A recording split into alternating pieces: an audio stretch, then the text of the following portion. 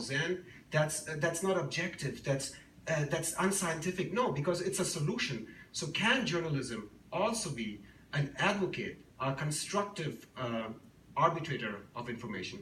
Absolutely. That's why I am a proud advocacy journalist. I think objectivity is horseshit.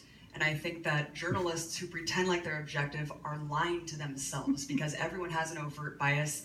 You know, you think that, opinions just belong on those op-ed pages and that everything else is just straight up just subjective journalism. No, everyone couches their opinions and pulls from this glob of neoliberalism and the think tanks and the experts and the defense contractors and the anonymous government officials, and they cite those people to couch their own biases and opinions in. I would much rather know where someone's coming from, where their bias is, wearing their heart on their sleeve, and then I can determine for myself if it's accurate information. I think that, again, you're hammered into thinking that you need both sides of this story, right? I didn't even know what Palestine was until I was 18.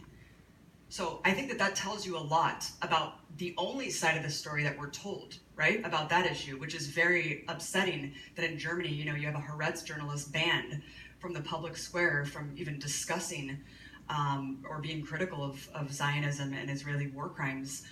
But look, I don't need to know why Monsanto poisoned Anniston, Alabama for decades with PCBs. I don't need to see their press release and compare it to the victims that have died.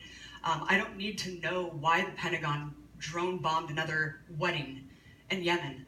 I don't need to know from these people and compare it to the victims who are suffering these atrocities with my tax dollars. Think about it. That's like comparing Martin Luther King. Hey, Martin, can you tell me what your opinion is about racism? And then going to Ku Klux Klan and asking the white supremacist, let's kind of weigh in the issue. That's the same thing that you're trying to say, right? And you see it all across the corporate media. It's just constant, just regurgitation of government officials. You even have them, you know, every time there's a dapper Nazi, you see a whole think piece about him.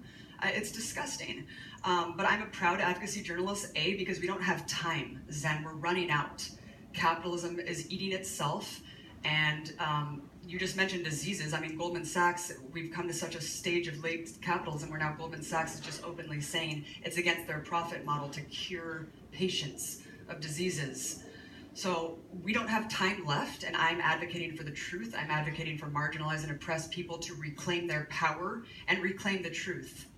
So let's sum it up.